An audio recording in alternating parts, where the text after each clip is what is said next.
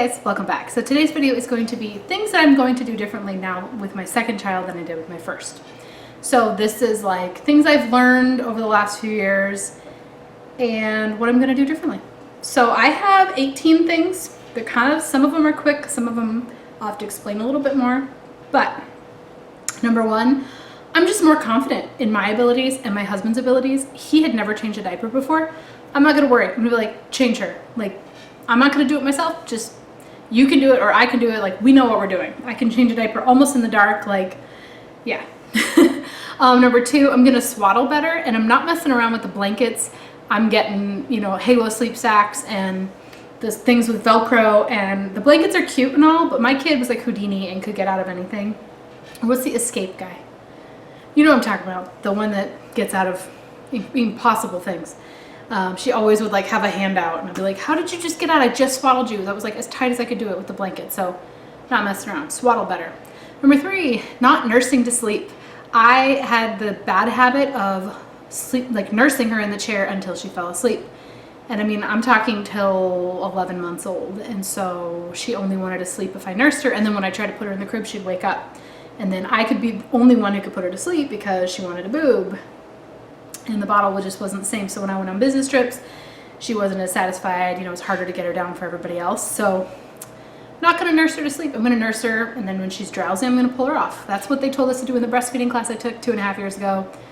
And I love it when the newborn falls asleep on you, and I just kept doing it. But I made myself, it was harder for me. You know what I mean? Like, it was nice, but at the same time, it was harder. Number four. I'm going to be more efficient when pumping or breastfeeding or whatever.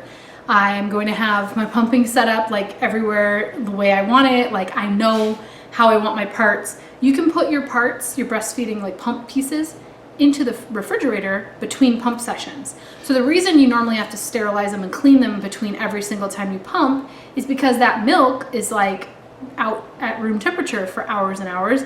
And of course it's gross and smells and you have to wash it so frequently.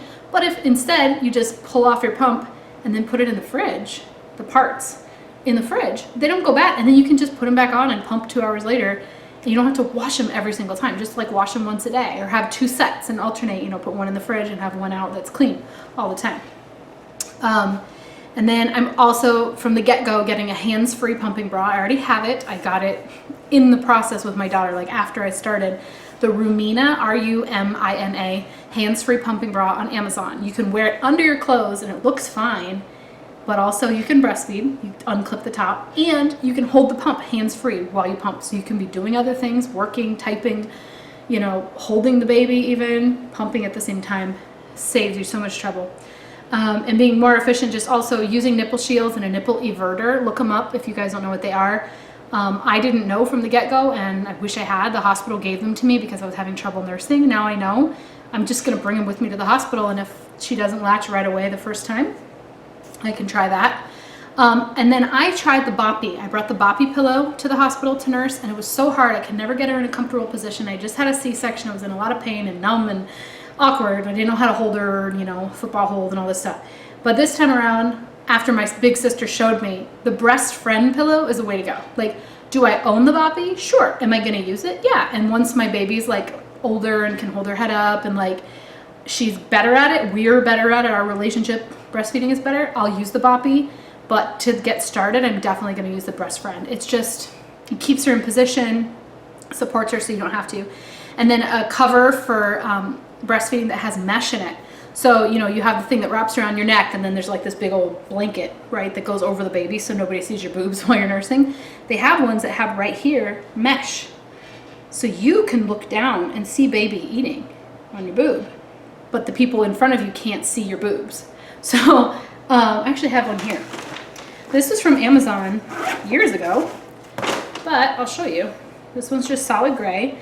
And instead of having a blanket, because then you can't see anything, you actually have this around your neck, and then you can look down at your baby. See the mesh part? I can see her eating on my boob, but from a distance, nobody can see. So yeah, look up a mesh or breathable type of breastfeeding cover. Okay, so that was all kind of one. I'm just gonna be better. I am going to not be as shy in public. people who saw me nurse in the 13 months I was nursing, father-in-law, father, brother-in-law, like, I don't care anymore. I'm gonna pump when I need to pump. I'm gonna pump extra. I'm gonna have a surplus because I had to go on business trips. I wanted help. I wanted to be able to go to sleep, and I didn't have help sometimes, and they would be like, well, I'll take her if for a couple hours if you want to just give me a bottle that I can give her. And I'm like, well, I don't have any extra. So the moment my milk comes in, I'm gonna like that. I'm gonna just try to pump a little bit extra. I'm gonna try to get that surplus, stay ahead. I had to go to the hospital when I was 9 weeks postpartum last time, and I was in there for a few days, and I had to pump and dump because the medicine they put me on wasn't safe for breastfeeding. So I want to have a surplus in case that happens again. Number 5, ask for help. It's okay to ask for help. Hire help. Hire a one-time maid or a two-time maid or 3 times, you know, and just budget that in for that month. You know, ask for a meal train. Ask for people when they say, hey, I'm going to come visit you today, visit the baby. Say, great. Can you bring... can you bring me diapers, or can you bring me, I'm out of paper towels, or we've been really wanting Taco Bell, you know, or can you bring something for dinner? We would love to have dinner with you. Can you bring something? I don't know. It's okay to ask for help, and if they're gonna stop by, they might as well stop by and help, you know, like while they're there. Hey, I just had a C-section. Do you think you could vacuum real quick? Like, can you take out the trash? Or I'm not supposed to lift a lot. Can you lift these things? Can you put this into the washer? Can you move the laundry from the washer to the dryer? Can you load the dishwasher? I can't really bend. Like, it's okay to ask for that. Number 6, formula is okay. That's fine. When I was in the hospital from weeks 9 to week 11, like when my daughter was, you know, to me, newborn, 9 to 11 weeks old, she had formula because they told me, you know, this medicine that you're on is not safe for breastfeeding. You need to start weaning. So she had a mixture of formula and breast milk, and she switched back and forth just fine. And here I was putting all that pressure on myself to produce enough milk. By 9 weeks, I mean, you're working your butt off because they eat a lot, like every 2-3 hours, around the clock. I was feeding her like 40 ounces a day. I mean, she was eating a lot, 50 ounces a day. And to keep that up is so hard. So just, it's okay. Formula's fine. Like, I am a breastfeeding mama, and I'm going to try to make it past a year, and that's a priority to me. But like, I did it last time. She had formula and it was fine. Like, just don't stress it, girl. I'm telling myself. And then number 7, pacifiers are fine. My kid had a pacifier in the hospital. The nurses gave her one because she had to go to the nursery for an IV. She had an infection, long story, but she had a pacifier, and guess what? She still breastfed, and we were fine. So I'm gonna give my kid a pacifier. I have one packed in my hospital bag. I have one in my diaper bag. I have one in the crib. I have one in the changing table in case I need to change her diaper. She can have a pacifier. Nipple confusion, I don't care. Like, they said that in the breastfeeding class. Don't introduce a bottle or a nipple, you know, of any kind other than you until they're, you know, X amount of years old. But it's like, okay, like, I'm gonna do it, whatever. Number 8, get a white noise machine. $20, best $20 you're ever gonna spend. Ours is by Big Rooster, I think it's called, or Red Rooster, Big Red Rooster, something like that on Amazon. It's like $20, $18. You can get a good sale too. And we also use the Relaxio app, RELAXIO, when we were on the go, and you can just put it on your phone and it plays white noise, and then your kid will like cry, but then they fall asleep. And the white noise is just on and helps them stay asleep despite all the background noise. Get yourself some white noise. You'll thank me later. Number 9, multiple changing stations, supplies everywhere for nursing, for feeding. You know, if you have multiple breastfed and boppy pillows, put one in each room, have multiple places to change diapers. The last thing you want to do is have to be like moving, you know, everywhere all the time to go get things and have to put the baby down. You can't carry all these things at once because you've got the baby and it's hard. Just do that. And then number 10, sleep when the baby sleeps. Seriously, like, I'm going to sleep when this kid sleeps. Last time I, you know, would try to go clean the kitchen and stuff. You're not going to remember the dishes in the sink. You're going to remember the baby snuggles. So when the baby sleeps, you go to sleep, and then that's that. And then let the household stuff slide. You know, if you don't get to the dishes till after your husband gets home from work, fine. Like, it's fine. Just go to sleep, take a nap. Number 11, document it. Photograph it, journal it, have a baby book going. Keep up on your baby book. Oh my gosh. I just now, my kid is 25 months, caught up on our baby book from her. I did that because I had it on my list of things to do before new baby arrived, was get baby number one's baby book completed. I finally caught up through her second birthday party, you know, got pictures, wrote about who was there, the theme, everything. Felt so good, guys. So like if you can, you know, document all the little moments, but keep the baby book, keep your stuff. Those milestones you want to jot down, first time she rolled over, just have a list and put it in a special place so that you can keep going. Oh, first time she walked, first time she did this, age that she lost her first tooth. Just put everything down because you forget and it's hard. I'm so glad that I did it and I kept track. But I also used Google Photos, so I didn't have to store photos like everywhere on my computer and my phone.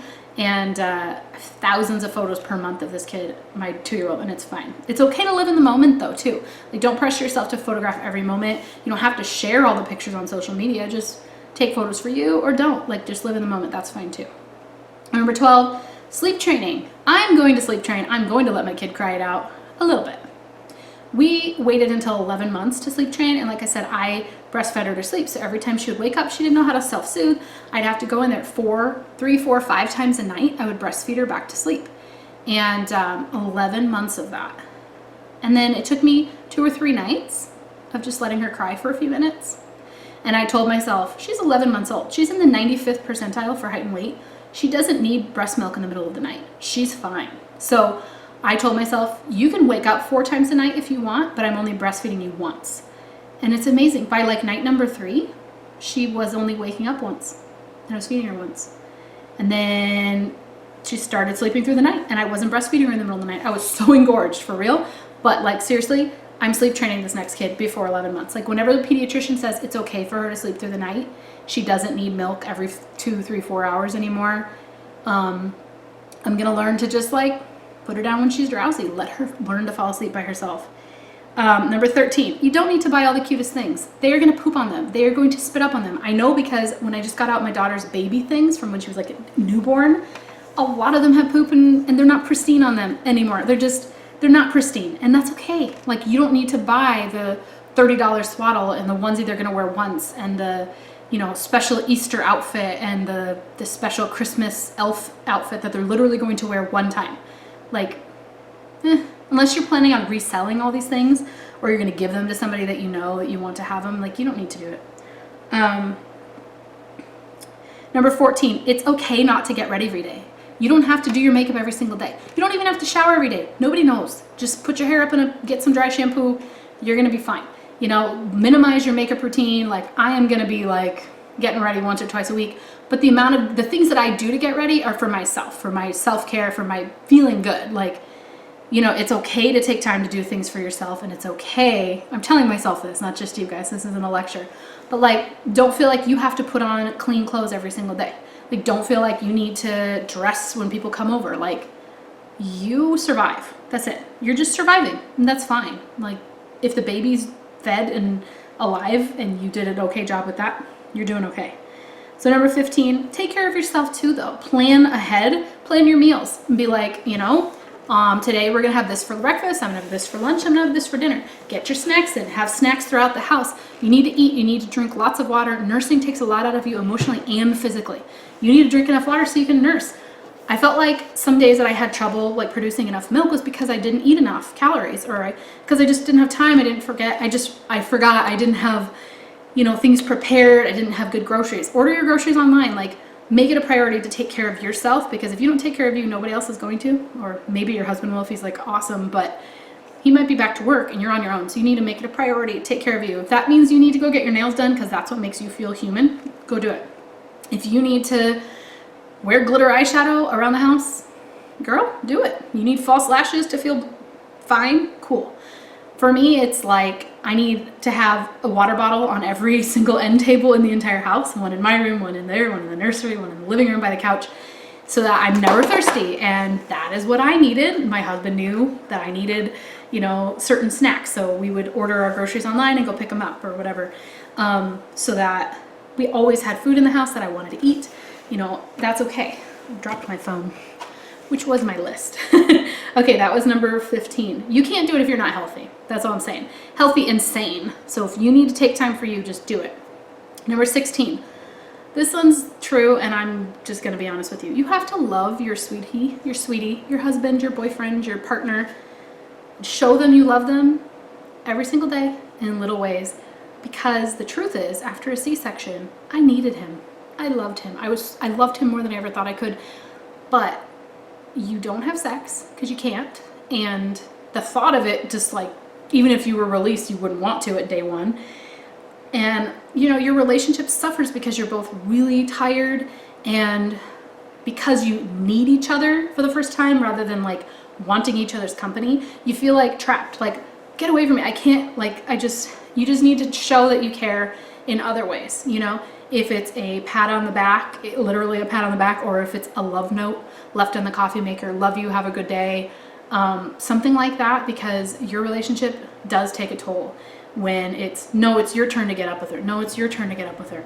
I'm too tired. I don't feel good. And, you know, and you're just feeling crappy. Like for me, I didn't have a regular vaginal birth. I had a hard labor and then ended up with the C-section. So those first few weeks, we were not only tired, but my boobs hurt. I was just hemorrhoids. It was awful. I couldn't have my baths, which is one thing I really enjoy, but because I had a C-section, I couldn't have them. Couldn't have sex. Like the things that I liked for myself, I wasn't happy, but I was, because I had my newborn. You know what I mean though. And like, your physical relationship with your husband changes. You're now holding a baby all the time. Your boobs are not his boobs. He cannot have your boobs. You don't want him touching your boobs. Do you know what I'm saying? So you need to, like, your relationship, you got to show that you love him in other ways. And just takes a few seconds to say, thank you. You know, you made my day by making my coffee this morning. That's it. And then he's like, oh, she loves me, you know? Like, rather than just like, here, your turn. Why didn't you make my coffee? Or like, you know, just do it. Be nice. Number 17, do your best. Think of all the people that you know that are less wealthy, like less educated, less smart in general, less prepared, like people who didn't know they were pregnant and had nothing in their house and then had a baby, came home from the hospital, their baby ended up okay. You know what I'm saying? If they can do it, you can do it. So just give yourself some grace. Just do your best. People have done it with less smarts and less money and less preparations, you know, fewer preparations. Like, you can do it. Just be confident that you can do it. And I'm telling myself that because I always feel like I am so prepared. I write so many good lists. I'm like so prepared. And then there's things that I forget, and you just do your best. And then number 18, don't overpack. Now this is not just your hospital bag, because of me, like I overpack like crazy. But like, it's okay to multi-purpose things, like in general. Like in my diaper bag right now, I have one blanket. That blanket is my nursing cover, it is my burp cloth, and it is a blanket if it's cold, and it's also like a rag when something spills. It is okay. You don't need to bring a towel and a burp cloth and a nursing cover and a, you know what I'm saying? A blanket. Like, multi-purpose things, you don't have to overpack for everything. Babies are simple. They really just want milk and sleep. And they need the diapers changed a lot. If you can manage those things, like they really don't need all the cutesy stuff and all the foo-foo stuff and toys. Like you can literally shake a straw in front of their face and they'll smile when they're 3 months old at you, like, oh, that goo goo gaga, that straw is really cool. You can jingle your keys and they find it amusing, you know? They can look at lights and they stare at the ceiling fan for 10 minutes when they're 2 months old and they find that amusing. So like, don't overpack, don't overthink it, just be confident that you got it. That's what I'm saying. Like, I had everything. Like, I had everything for my daughter. And the truth was, her favorite toys, even now to this day, is like the box the thing came in. Or, you know, milk. Like, quickest way to stop a meltdown is hand her a cup of milk. She's like, oh, heck yeah. And then that's it. She's over it. So that is it for things I'm going to do differently, things that I learned with my first child, mistakes I'm not going to make with my second child. And some of these might be controversial, but I think that if you're a new mom or first-time mom, you're going through these things, hope you enjoyed this video. Don't forget to subscribe if you haven't already. I am pre-filming, so if you don't end up seeing this till after August 19th or after I have the baby, hello, hi, if I'm no longer pregnant, but I'm very pregnant right now. So anyway, thanks for watching.